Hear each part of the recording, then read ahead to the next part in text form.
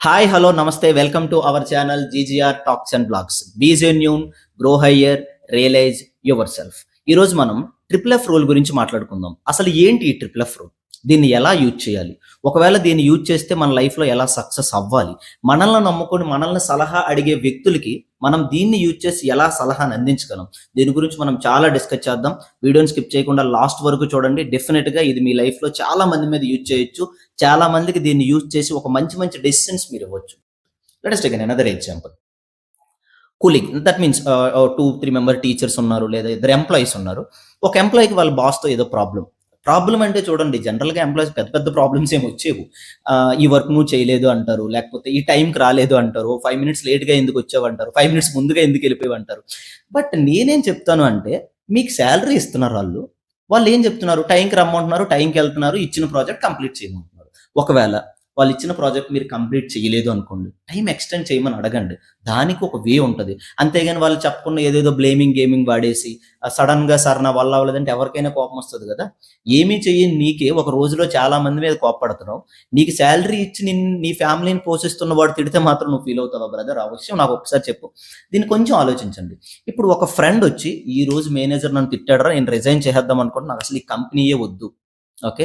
ఇంకోటి ఏమంటాడంటే, అవును ఎందుకు, అసలు నీకు చాలా తక్కువ శాలరీ ఇస్తున్నారు ఇక్కడ, అసలు నువ్వు చేసే వర్క్కి నీతో ఎంత వర్క్ చేయించుకుంటున్నారో నీకు తెలియదు, కాబట్టి ఇంకోటి ఏదైనా ఫైన్ చేయమామా, అసలు ఎందుకు ఇలానే ఉంటావేంటి, ఈ శాలరీతో ఉంటావేంటి, 5 digit శాలరీకి వెళ్ళు, 10 digit శాలరీకి వెళ్ళు, 20 digit శాలరీకి వెళ్ళు. అరే, నాకు అర్థం కాదు. అన్ని చెప్తున్న నీకు వాడెందుకు ఆ కంపెనీ మారట్లేదు, వాడెందుకు అక్కడ నుండి మూవ్ అవ్వట్లేదు, ఆలోచించాలి కదా. బట్ ఒక నెగిటివ్ ఫ్రెండ్ అని చెప్పను, వాడు మంచి కోసమే చెప్తాను, నేను కాదని చెప్పను. బట్ అది మీ ఫ్యామిలీ అండ్ మీ ఫ్యూచర్ని రిస్క్లో పెట్టే సలహా.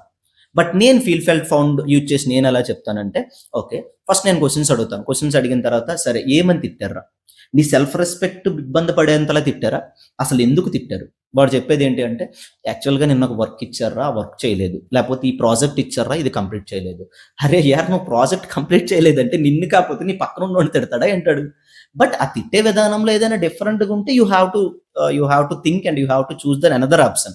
బట్ నేనేం చెప్తున్నానంటే, నేను ఫస్ట్ ఫీల్ అవుతా, ఓకే నిజంగా నా బాస్, నా మేనేజర్, నా హైయర్ అథారిటీ నన్ను తిట్టినట్లయితే నేను ఫస్ట్ ఏం చేస్తాను? నిజంగా నన్ను తిట్టాడు, నేను అనుకుంటా, ఫౌండ్ దాని నుండే నేను ఒక సొల్యూషన్ లేకపోతే ఒక సలహాని క్రియేట్ చేసుకుంటాను. అది ఎలాగా అంటే, బాస్ తిట్టినప్పుడు నేను కొన్ని 2 columns రాసుకుంటాను. ఎలాగంటే, తిట్టాడు, నువ్వు కాలేజ్ మానేసి, లేదంటే ఒక జాబ్ మానేసి, లేదంటే ఆ కంపెనీ నుండి వేరే కంపెనీకి వెళ్ళే స్టాండ్ మధ్యలో ఏమవుతాయి?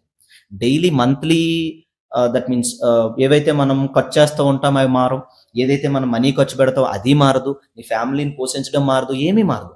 కానీ ఈ గ్యాప్లో చాలా ఇబ్బంది పడుతున్నావు కదా. ఓకే, నేనేం చెప్తానంటే వాడికి, అరే తిట్టాడు, ఓకే, పాజిటివ్గా తిట్టాడా, నెగిటివ్గా తిట్టాడా, నీ వర్క్ గురించే తిట్టాడా, లేదనుకోండి నేను పర్సనల్గా బేస్ చేసుకొని, లేకపోతే నేను టార్గెట్ చేసి తిట్టాడా?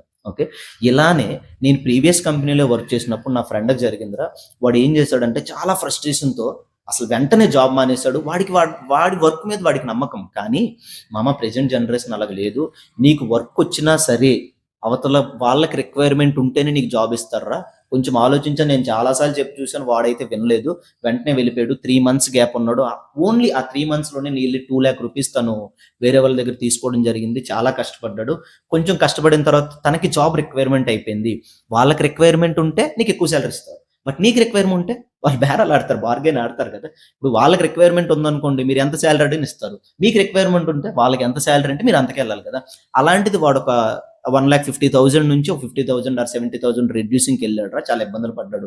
బట్ ఇదే ప్రాబ్లం ఇంకో పర్సన్కి వస్తే వాడేం చేశాడు అంటే, ఆలోచించాడు, ఎక్కడి నుంచి దీని నుంచి ఎలా పైకి రావాలి. అక్కడ నుంచి వాడు తీసుకున్న డెసిషన్ ఏంటంటే, ప్రాజెక్ట్ 7 days ఇచ్చారు, 7 daysలో నేను ఆ ప్రాజెక్ట్ని ఎలా కంప్లీట్ చేయాలి, ఒకవేళ కంప్లీట్ చేయాలంటే ఇంటి దగ్గర కూడా దాని బ్యాక్గ్రౌండ్ వర్క్ చేయాలా లేదా, ఒకవేళ ఏదైనా బ్రేక్ టైంలో వర్క్ కంప్లీట్ చేయాలా లేదా, ఆ కంప్లీట్ చేసిన తర్వాత నా లైఫ్ స్టైల్ ఎలా ఉంటుందో అని ఆలోచించుకున్నాడు రా.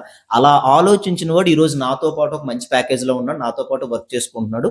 రీసెంట్గా తనకి ఇంకొక ప్యాకేజ్, హైక్ ప్యాకేజ్ వచ్చిందని వేరే దగ్గరికి వెళ్ళాడు రా.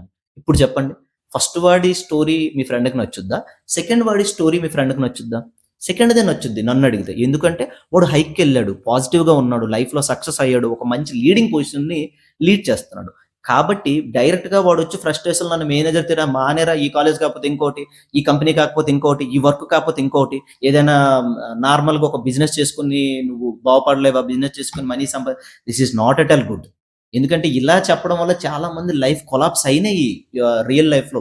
చాలా మంది తన లైఫ్‌ని తను కోల్పోయారు కూడాను. బట్ దయచేసి మీరు అలా చెయ్యొద్దు. మీరు ఫస్ట్ వాళ్ళ ప్రాబ్లమ్ ఫీల్ అవ్వండి. తర్వాత మీకు జరిగింది లేకపోతే మీ ఫ్రెండ్‌కి జరిగిందనుకోండి. దాని నుండి ఒక పాజిటివ్ ఒపీనియన్, పాజిటివ్ ఏదైతే ఉందో సలహా దాన్ని మీరు మీ ఫ్రెండ్‌కి ఇస్తే బెటర్ అని నా ఒపీనియన్. ఇది నా థియరీ. Triple F rule. నేను మాక్సిమం నన్ను ఎవరైనా ఒకవేళ సలహా అడిగినట్లయినా నేను వెంటనే నా మైండ్‌లోకి వచ్చేది చెప్పను. నేను ఆలోచిస్తాను. ఓకే. ఎందుకంటే ఒక సలహా ఇచ్చినప్పుడు బోత్ సైడ్స్ ఆలోచించాలి. బోత్ సైడ్స్ ఆలోచిస్తేనే మనకు కరెక్ట్ అయిన సలహా వస్తది. మీ ఫ్రెండ్ ఏది చెప్పాడో అది గుడ్డిగా నమ్మొద్దు. అసలక్కడ ఏం జరిగిందో రెండు వైపులా కూడా ఆలోచించండి. రెండు వైపులా ఏం జరిగింది అనేది మీరు అడగండి. అడిగితేనే మనకు తెలుస్తది. లేదు అనుకోండి వాడేం చెప్పాడో దాన్ని బేస్ పెట్టుకొని మీరు మీ మైండ్ స్ట్రైక్ చేస్తా ఉంటారు ఆ టైంలో. కాబట్టి ఈ రూల్ మీరు ఏ ప్రాబ్లమ్‌లో అయినా, ఏ సిట్యుయేషన్‌లో అయినా యూజ్ చేయండి. డెఫినిట్‌గా మీకు ఒక మంచి రిజల్ట్సే వస్తాయని నేను అనుకుంటున్నాను. అండ్ మోర్ దెన్ దట్ నా ఒపీనియన్ ఏంటంటే మీ బెస్ట్ ఫ్రెండ్స్ మిమ్మల్ని ట్రస్ట్ చేసి మీ సలహా మీద ఎవరైతే బేస్ అవుతారో, ఇంపార్టెన్స్ ఇస్తారో వాళ్ళ మీదే అప్లై చేయండి. నార్మల్‌గా, క్యాజువల్‌గా మీరు డైలీ మాట్లాడుతున్నాం నాకు ఈరోజు ప్రాబ్లమ్ ఉంది. లేపోతే ఈ రిలేషన్‌షిప్‌లో ఎలా అయ్యింది, నా రిలేషన్‌షిప్‌లో ఎలా అయింది, నా ఫ్యామిలీలో ఎలా అయిందని చెప్పి వాళ్ళ మధ్యలో కలగజేసుకోవద్దు. ఎందుకంటే అవతల వాడికి ఇష్టమున్న మాట మీరు చెప్పినప్పుడే మీరు నచ్చుతారు. అవతల వాడికి ఇష్టం లేని మాట మీరు చెప్పినప్పుడు మీరే నెగెటివ్ అవుతారు. మనకెందుకు ఆ లైఫ్? ఉన్న లైఫ్‌ని ప్రశాంతంగా లీడ్ చేయడం బెటర్ కదా! And don't forget my principle triple F feel, felt, found. So ఇది లైఫ్‌లో చాలా బాగా యూజ్ అవుద్ది. మీరు దీన్ని అప్లై చేయండి డెఫినిట్‌గా. మీరు మంచి సలహాలు తీసుకోవచ్చు. మీకు మీరుగా బాగా ఆలోచించుకోవచ్చు. మీ ఫ్రెండ్స్‌కి ఒక మంచి సలహా ఇవ్వచ్చు. వాళ్ళ లైఫ్‌ని మంచి లీడింగ్ పొజిషన్‌లో పెట్టొచ్చు. లేదు అనుకుంటే ఫైనల్ గూడా ఒకే స్టేట్మెంట్ చెప్తున్నాను నేను. మీది సలహా కానీ మీ ఫ్రెండ్‌ది మాత్రం జీవితం. సలహా కంటే జీవితం చాలా గొప్పది. ఆ జీవితాన్ని మీ సలహా మీద డిపెండ్ చేసినప్పుడు మీ ఫ్రెండ్ తాలూకా ప్రాబ్లమ్‌కి రెస్పెక్ట్ ఇవ్వండి. దాని నుంచి ఫీల్, ఫెల్ట్, ఫౌండ్ ప్రిన్సిపల్‌ని యూజ్ చేయండి. డెఫినిట్‌గా మీరు మీ ఫ్రెండ్ సక్సెస్ అవుతారు. ఇదే నా theory. Thank you for watching this video. If you like this video please subscribe our channel GGR talks and vlogs. Signing off your GGR. Thank you.